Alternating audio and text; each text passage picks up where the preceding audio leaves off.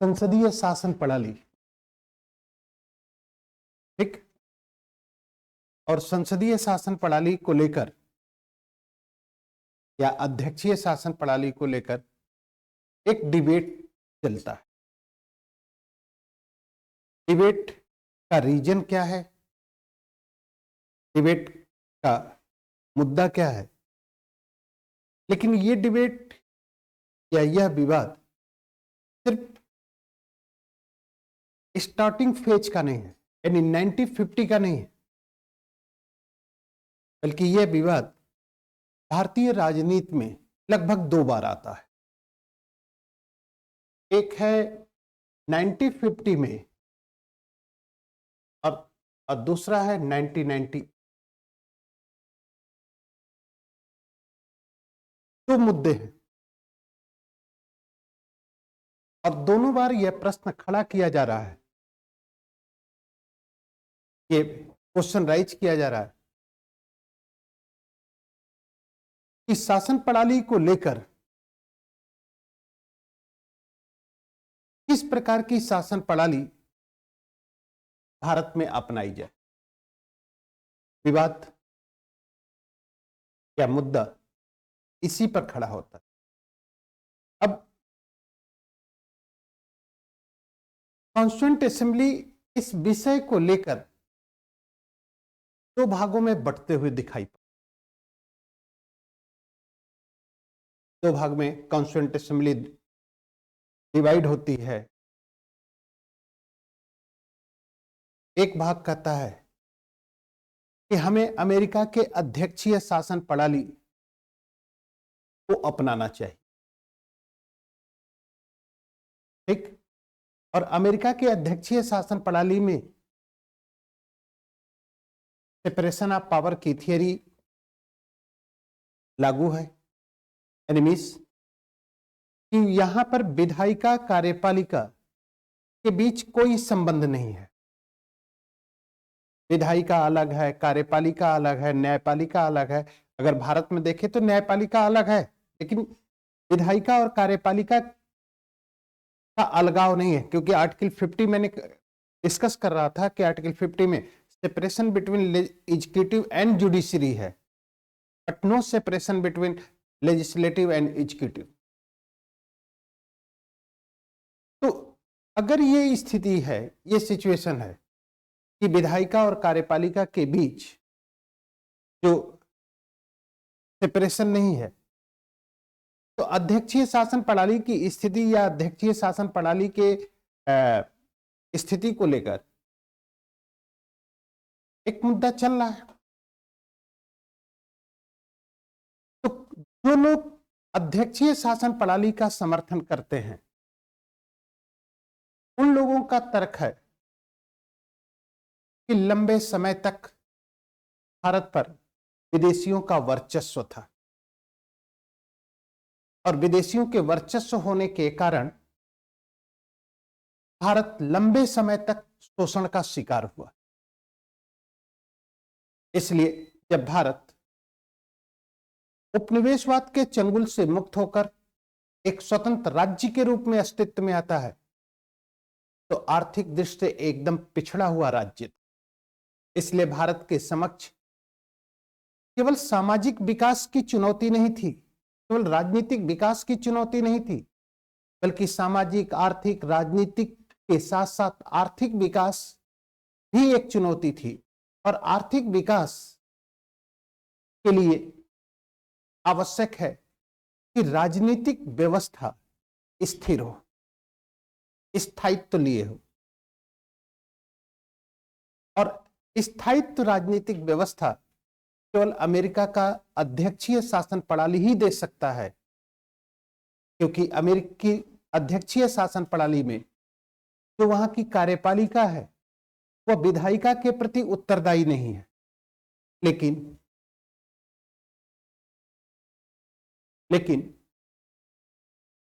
अगर महाभियोग की प्रक्रिया को हटा दिया जाए अमेरिका से, तो अमेरिका का राष्ट्रपति जो कार्यपालिका का प्रमुख है, वह अपना 4 साल का कार्यकाल या अपना टेन्योर पूरा करता है।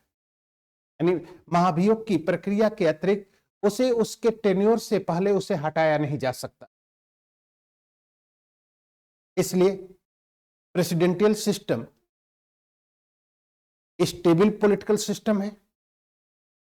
इसलिए अध्यक्षीय शासन प्रणाली के जो समर्थक हैं, जो फॉलोअर हैं, कॉन्स्टिट्यूएंट असेंबली के जो मेंबर हैं, वह कहते हैं कि अध्यक्षीय शासन प्रणाली के लिए आवश्यक है, भारत के आर्थिक विकास के लिए आवश्यक है कि पॉलिटिकल सिस्टम स्टेबल हो। इसलिए कुछ लोग अध्यक्षीय शासन प्रणाली का समर्थन करते हैं, अध्यक्षीय शासन प्रणाली की डिमांड करते हैं कि स्वतंत्र भारत के लिए हमें अमेरिका के समान अध्यक्षीय शासन प्रणाली को अपनाना होगा। ठीक, एक कॉन्स्टिट्यूएंट असेंबली का एक ब्लॉक या एक गुट स्वतंत्र भारत के लिए अध्यक्षीय शासन प्रणाली का समर्थन कर रहा है। क्लियर? लेकिन दूसरी ओर कॉन्स्टिट्यूएंट असेंबली के जो सदस्य हैं, जिसमें अधिकांश मैक्सिमम सदस्य हैं, उन लोगों का मानना है कि अगर हम अमेरिका के अध्यक्षीय शासन प्रणाली की स्थापना करते हैं तो भारत के समक्ष अनेक चुनौतियां खड़ी हो सकती हैं, और उस चुनौतियों का जो सबसे बड़ा इंपैक्ट होगा वह इंपैक्ट ये पड़ेगा कि जिन उद्देश्यों को लेकर या जिन लक्ष्यों को लेकर भारतीय जनता राष्ट्रीय आंदोलन में शामिल हुई थी, वह लक्ष्य या यह उद्देश्य पूरे नहीं हो सकते। अब ये एक कंट्रोवर्सी, इसलिए जब संसदीय शासन प्रणाली के समर्थक या संसदीय शासन प्रणाली के फॉलोवर अध्यक्षीय शासन प्रणाली के विरुद्ध जो तर्क देते हैं, उस तर्क के अनुसार कहते हैं कि यदि हम स्वतंत्र भारत के लिए अमेरिका के अध्यक्षीय शासन प्रणाली को अपनाते हैं तो भारत के समक्ष जो चुनौतियां होंगी, भारत के समक्ष जो चैलेंजेस आएंगे, वो कई प्रकार के चैलेंज हैं।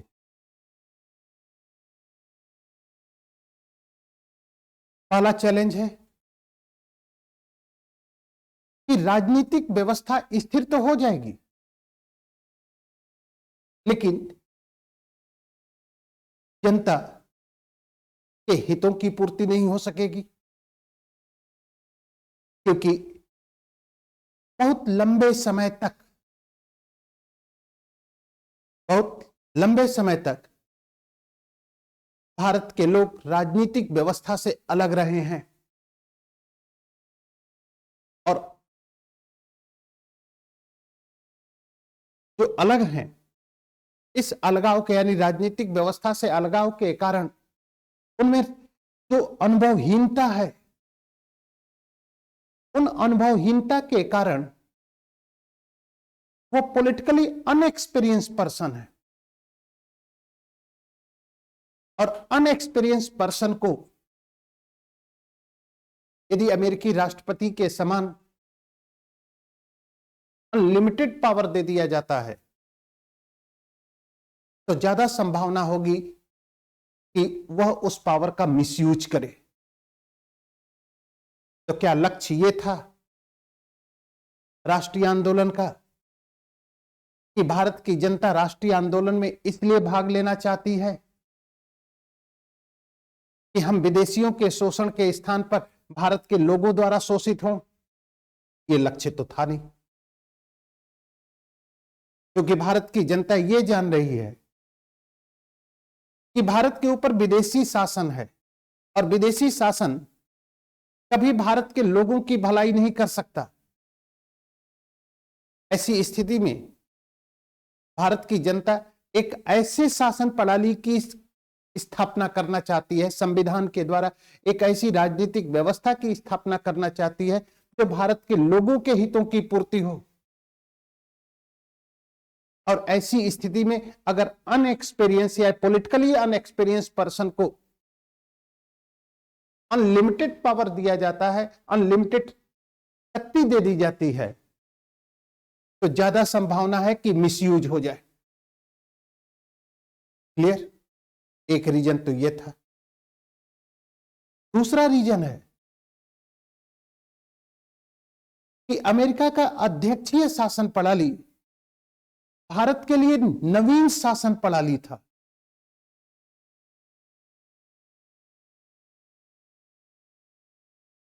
क्योंकि इस नवीन शासन प्रणाली के कारण या इस नवीन शासन प्रणाली की स्थिति के कारण भारत की जनता अध्यक्षीय शासन प्रणाली की कार्यप्रणाली से परिचित नहीं है, जबकि संसदीय शासन प्रणाली के संबंध में भारत की जनता उसकी कार्यप्रणाली से परिचित है। क्योंकि प्रथम स्वतंत्रता संग्राम के पश्चात ब्रिटिश संसद ने भारत की सत्ता ईस्ट इंडिया से लेकर ब्रिटिश सम्राट को सौंप दिया और ब्रिटिश सम्राट भारत मंत्री के माध्यम से भारत का शासन करने लगी और भारत मंत्री ब्रिटिश संसद के प्रति उत्तरदायी है। तो और 1857-58 से अगर यह व्यवस्था लागू की जा रही है,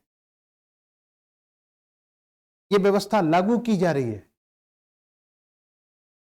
तो 1947 तक यानी लगभग 8 दशकों तक भारत में जो शासन प्रणाली चलाया जा रहा है उस शासन प्रणाली का स्वरूप संसदीय पार्लियामेंट्री है। और पार्लियामेंट्री सिस्टम होने के नाते, पार्लियामेंट्री सिस्टम की स्थापना होने के नाते संसदीय शासन प्रणाली की कार्यप्रणाली से भारत की जनता पूर्णतः अवगत है। इसलिए एब्सोल्युटली नॉलेजेबल है, ठीक, यानी उसकी कार्यप्रणाली से जान रही है। यानी ये कह सकते हैं कि संसदीय शासन प्रणाली भारत के लोगों के लिए कोई नवीन शासन प्रणाली नहीं थी, उसकी कार्यप्रणाली से भारत की जनता परिचित है। इसलिए अगर अध्यक्षीय शासन प्रणाली को अपनाते हैं तो वो भारत के लिए एक नवीन शासन प्रणाली है, इसकी कार्यप्रणाली से भारत की जनता परिचित नहीं है।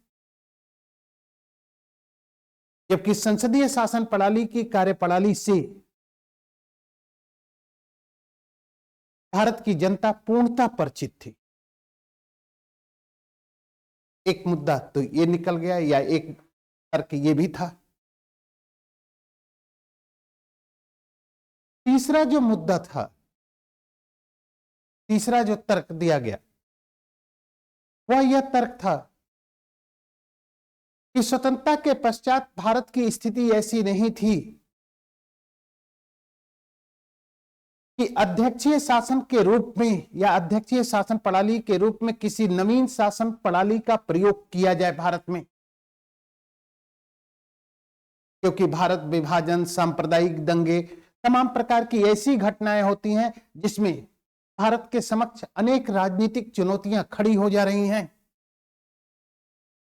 और इस राजनीतिक चुनौतियों के कारण किसी नवीन शासन प्रणाली को अपनाया नहीं जा सकता। और जो सबसे महत्वपूर्ण चीज थी, जो सबसे इंपॉर्टेंट चीज थी कि संविधान सभा स्वतंत्र भारत के लिए एक ऐसे शासन प्रणाली की स्थापना करना चाहती थी जिसका स्वरूप उत्तरदायी हो। क्योंकि ब्रिटिश सरकार यानी स्वतंत्र भारत ब्रिटिश औपनिवेशिक शासन काल में ब्रिटिश सरकार भारत की जनता के प्रति उत्तरदायी नहीं है। इसलिए ब्रिटिश सरकार का भारतीय स्वरूप अत्याचारी और शोषणकारी था। इसलिए अगर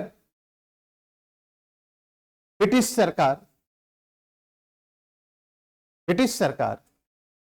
अगर कि अत्याचारी और शोषणकारी प्रवृत्ति का मूल कारण है कि ब्रिटिश सरकार का भारतीय जनता के प्रति उत्तरदायित्व न होना, एक रीजन तो यह था।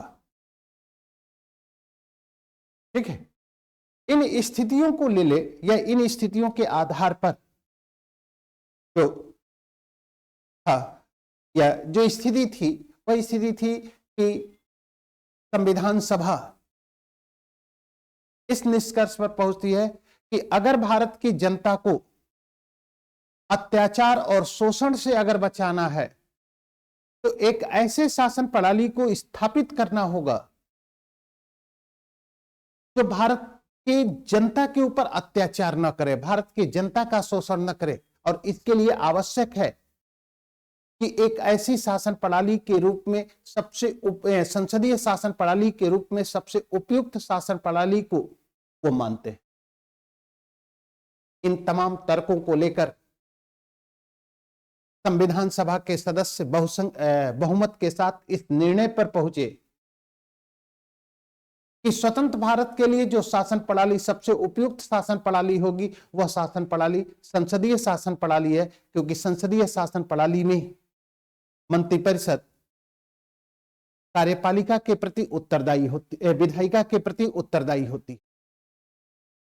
अब अगर कार्यपालिका विधायिका के प्रति उत्तरदायी है तो विधायिका और कार्यपालिका के मध्य एकीकरण होना आवश्यक है। और यही कारण था कि विधायिका और कार्यपालिका को एकीकरण करने के उद्देश्य से विधायिका और कार्यपालिका को विधायिका के प्रति उत्तरदायी बनाने के उद्देश्य से आर्टिकल 50 में कार्यपालिका और न्यायपालिका के बीच पृथक्करण किया जाता है, न कि विधायिका और कार्यपालिका के बीच। राज्य के रूप में विधायिका और कार्यपालिका का एकीकरण है, चाहे वह राज्य की परिभाषा आर्टिकल 12 में दी गई हो और आर्टिकल 36 में दी गई हो। ठीक, अब दूसरा क्वेश्चन तो ये भी प्रश्न है कि अगर विधायिका और कार्यपालिका के बीच एकीकरण हो जाता है, यानी विधायिका के सदस्य ही कार्यपालिका के सदस्य होंगे और कार्यपालिका के सदस्य होने के लिए आवश्यक है कि विधायिका के सदस्य हों, लेकिन संविधान के अंतर्गत यह व्यवस्था की गई है कि यदि कोई व्यक्ति बिना विधायिका का सदस्य हुए कार्यपालिका के सदस्य के रूप में नियुक्त किया जाता है तो उसे 6 माह के अंदर किसी न किसी सदन का सदस्य होना जरूरी है। यह 6 माह की अवधि एक कार्यकाल में सिर्फ एक बार किसी भी व्यक्ति को प्राप्त होगी। ठीक, ये सब निर्णय लेने के बाद यह इस समस्या का समाधान 1950 में हो जाता है और यह निर्णय लिया जाता है कि स्वतंत्र भारत के लिए सबसे उपयुक्त शासन प्रणाली उत्तरदायी शासन प्रणाली के रूप में संसदीय शासन प्रणाली है। विवाद यहां पर खत्म हो गया, लेकिन विवाद की स्थिति कब खड़ी होती? विवाद की स्थिति 1998 में फिर खड़ी हो गई और इस खड़े होने का कारण था राजनीतिक अस्थिरता। राजनीतिक अस्थिरता और राजनीतिक अस्थिरता का दौर 1989 के चुनाव के पश्चात होता है या चुनाव से होता है, जब किसी भी राजनीतिक दल को लोकसभा में स्पष्ट बहुमत नहीं मिलता है। और जब लोकसभा में स्पष्ट बहुमत नहीं मिलता है तो विभिन्न राजनीतिक दलों, जिसमें क्षेत्रीय दल भी शामिल है, राष्ट्रीय दल भी शामिल है, और उन दलों के सहयोग से केंद्र में एक मिलीजुली सरकार या गठबंधन की सरकार आती है, और यह गठबंधन, इस गठबंधन की सरकारों का जो दौर शुरू होता है, वहीं से भारत में राजनीतिक अस्थिरता का भी दौर शुरू हो जाता है। और इस राजनीतिक अस्थिरता के दौर ने एक तरफ भारत के आर्थिक संकट का समाधान करने के लिए, क्योंकि 1989 से जब राजनीतिक अस्थिरता या गठबंधन सरकारों का दौर शुरू होता है, तो साथ ही साथ भारत की राजनीतिक संकट की भी, आर्थिक संकट की भी स्थिति शुरू हो जाती है, दौर शुरू हो जाता है। और परिणाम ये निकलता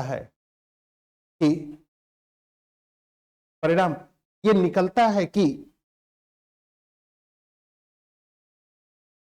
इस राजनीतिक अस्थिरता या जो पॉलिटिकल अनस्टेबिलिटी है, क्या यह पॉलिटिकल अनस्टेबिलिटी भारत के आर्थिक संकट का समाधान कर सकती है? या आर्थिक संकट के समाधान के लिए सरकार द्वारा जो भी नीतियां अपनाई जाएंगी, उसका समाधान करने के लिए राजनीतिक अस्थिरता के रूप में जो गठबंधन का दौर चल रहा है, क्या यह गठबंधन का दौर समाधान कर पाएगा? ये कई चीजें। अब राजनीतिक अस्थिरता का आलम क्या था कि 1989 से लेकर 1998 तक, यानी लगभग 10 सालों तक, एक दशक तक,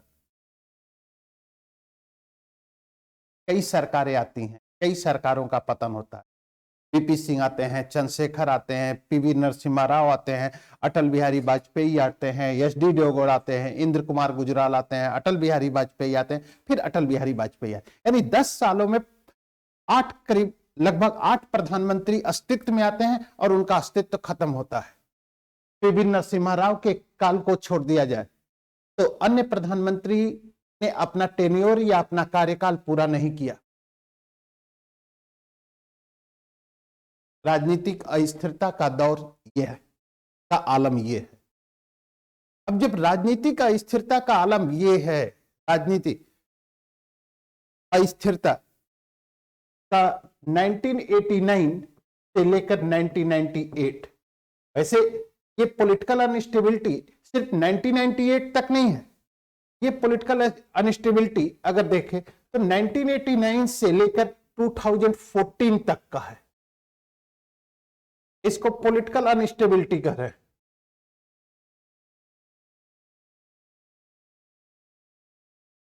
राजनीतिक अस्थिरता, और राजनीतिक अस्थिरता का मतलब होता है कि किसी भी राजनीतिक दल को लोकसभा में स्पष्ट बहुमत प्राप्त नहीं होना, अंग पार्लियामेंट का निर्माण होना। अब इस स्थिति में, इस सिचुएशन में 1990 का इकोनॉमिकल क्राइसिस का फेज भी है आपके पास, और